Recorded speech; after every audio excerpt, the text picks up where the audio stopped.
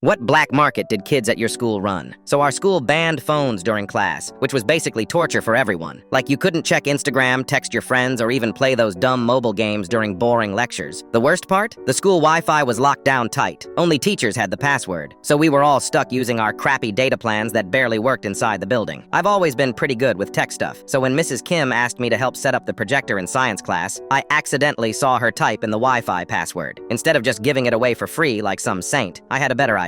I started selling Wi-Fi access for $5. But here's where it gets interesting. I made everyone download this VPN app I found online. What they didn't know was that the app routed all their internet through my laptop, which meant I could control everything, block certain sites, reset passwords, basically run the whole show. Word spread fast. Kids were desperate for decent internet, so they paid up without asking questions. I created different packages too. Basic was $5 for social media access. Premium was $10 for gaming and streaming. I even had a deluxe package for $15 that came with priority speeds. The genius part was my Scout network. I had kids in every class period who would watch teachers during roll call and text me new passwords whenever they changed them, which happened pretty often, but I was always the first to crack the new ones. Business was booming. I was making like $50 to $70 a week, which felt like a fortune in 8th grade. I bought new shoes, video games, even started saving for a decent laptop. My parents thought I was just really good at saving my allowance. The operation ran smooth for almost a year. I had regular customers, a waiting list, and even started offering tech support for kids who couldn't figure out the VPN. Some days I felt like a criminal mastermind. Other days just a kid making some easy money. But then came the lockdown drill that ruined everything. We're all sitting in the dark classroom, phones supposedly away, when Mrs. Johnson notices half the class has their screens lit up scrolling through TikTok. She's like, "How are you guys even online right now?" That's when panic set in. The administration started investigating, checking router logs, asking questions. It didn't take long before they traced everything back to me. Apparently my laptop was showing up as the main traffic source for like 30 different devices. I got called to the principal's office expecting the worst. Suspension, parents called. Maybe even cops, since I was technically hacking school systems. But when I walked in, Principal Davis was actually smiling. "So you're our little tech entrepreneur," he said, looking impressed rather than angry. Turns out the IT department had been trying to figure out my setup for weeks and were genuinely curious about how I pulled it off. Instead of punishment, they offered me a deal. Shut down the operation completely, no more selling access, and they'd give me a spot helping manage the school's tech department. Real work, actual pay, and experience that might actually matter for college applications. I took the deal, obviously. Got to keep all the money I'd made, learned legitimate networking skills, and even helped design the new student Wi-Fi system they rolled out the next semester.